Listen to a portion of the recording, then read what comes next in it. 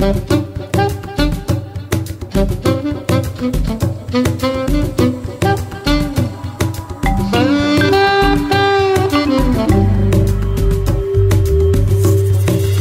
fréquence du régulateur télécom. La fréquence du régulateur télécom, le magazine de l'Agence des régulations des télécommunications. Mesdames et messieurs, nous sommes particulièrement ravis de vous savoir nombreux à l'écoute de cette émission que l'Agence de régulation des télécommunications ART a jugé utile de produire et faire diffuser mensuellement par notre partenaire sur cette antenne afin d'édifier le grand public sur la mission que l'État a confiée à l'ART et par la même occasion évoquer en votre compagnie l'actualité essentielle dans le domaine des communications électroniques au Cameroun et ailleurs. Bienvenue à toutes et à tous dans la fréquence du régulateur des télécoms. L'édition de ce jour marque le premier anniversaire de votre programme. Et pour en quelque sorte célébrer l'événement, le menu principal de FRT12 vous propose un grand entretien avec le directeur de la stratégie et de la prospective de l'ART. Avec lui, nous évoquerons l'impact des actions de l'agence sur le quotidien des Camerounais, mais aussi les projets à court et moyen terme qui faciliteront l'amélioration de la contribution de l'économie numérique nationale au développement du Cameroun, tel que souhaité par les pouvoirs publics. Je suis Eric Serge Maye-Angwan et depuis un an, j'ai le plaisir de partager ce microphone avec la très charmante Linda Né Ngobesing. Happy first anniversary, Linda. Happy first anniversary, Eric Serge Maye-Angwan, and to all fervent listeners of the Telecoms Regulator on Air. It is 1 year on. Thank you for sticking with us through it all. It is always a pleasure to know that you are out there, as always, poised to be informed about the activities of the Telecoms Regulator as well as the latest news developments in the sector. As always, we are delighted to be in your company.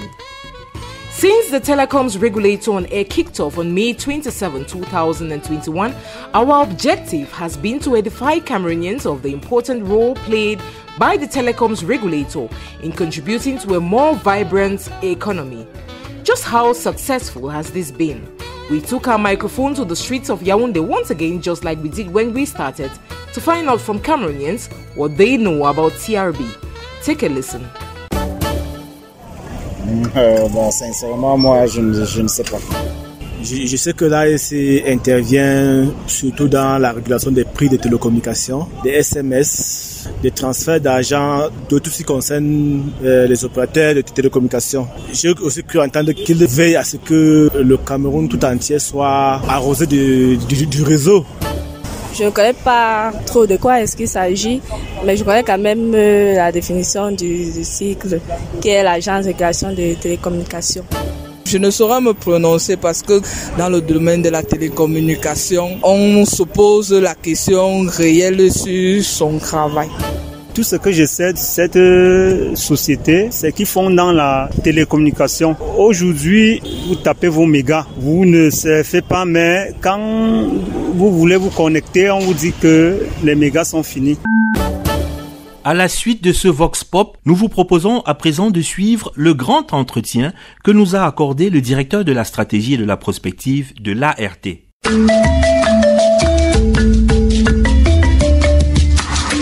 La parole aux acteurs. Justin Aimé Tsangaïbodé, pouvez-vous brièvement nous retracer l'évolution depuis 1998 à nos jours du rôle que l'État a confié à l'ART?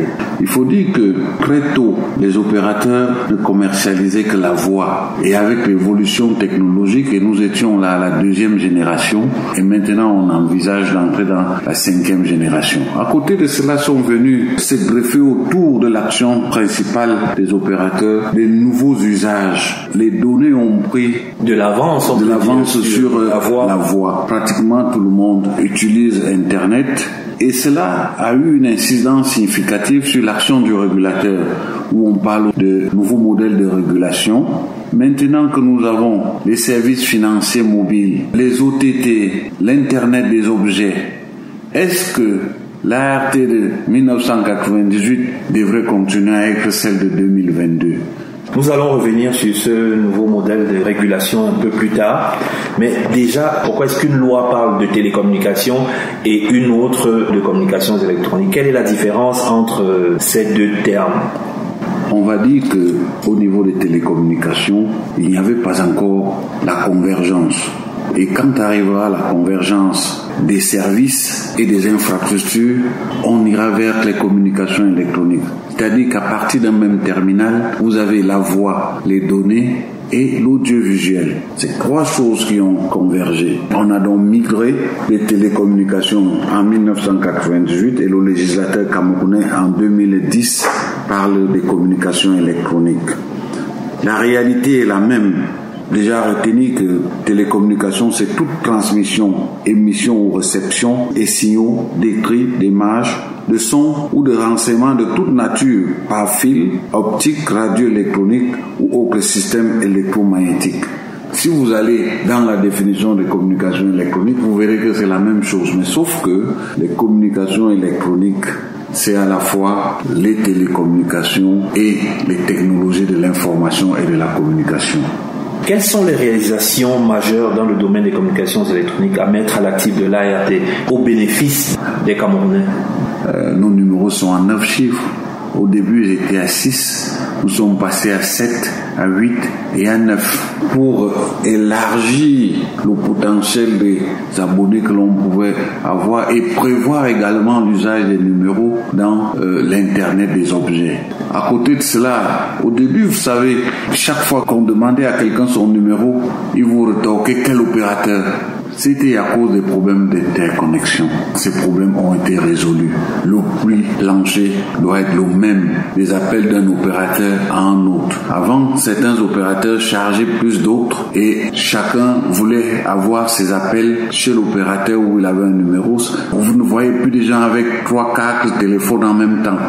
Avec un terminal, il peut appeler l'opérateur de son choix. Maintenant, dans le règlement des différends, l'ART a su cette fonction à merveille.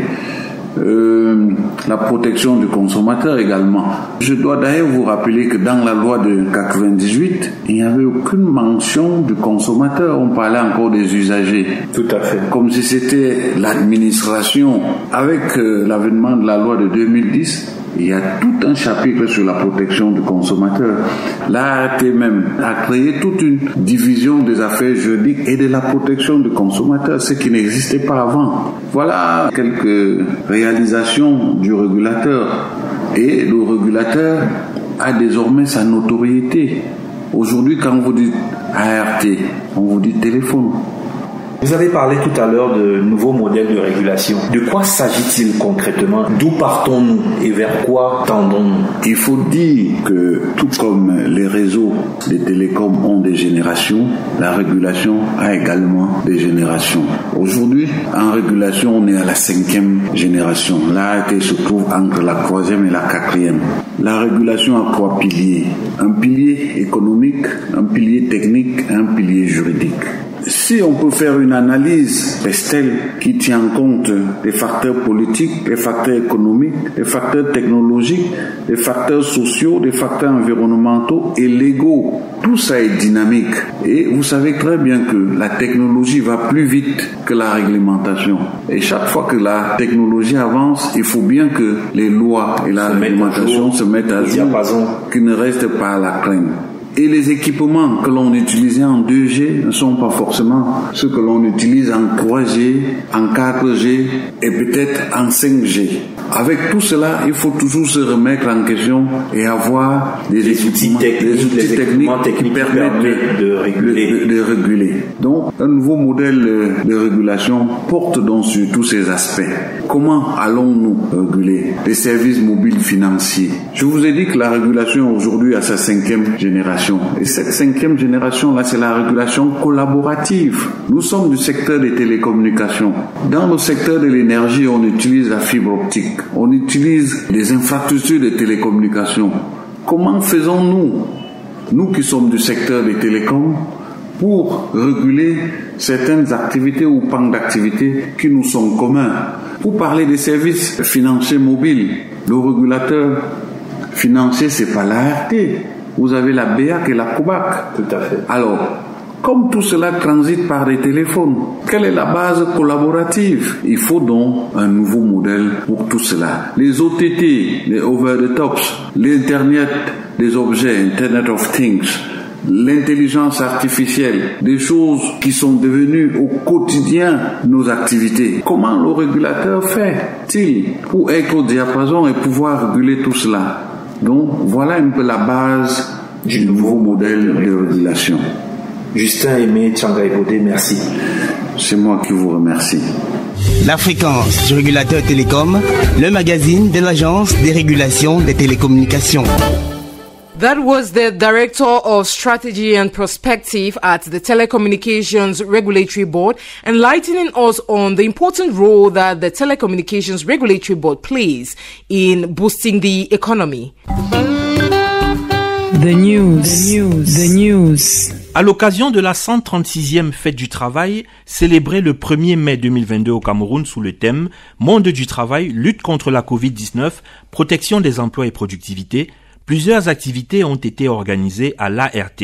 D'abord, en prélude, dans la salle des conférences de l'immeuble Platinum, qui abrite depuis un mois les services centraux de la direction générale, une conférence débat le 28 avril sur 2 thématiques. La première portant sur l'éducation pour la santé cardiovasculaire, présentée par le Dr Amougou Sylvie, cardiologue, et la seconde sur les droits et obligations des travailleurs en entreprise, le cas de l'ART, présenté conjointement par le Dr Pierre Mbamba, administrateur principal du travail, et Madame Ebot, inspectrice du travail.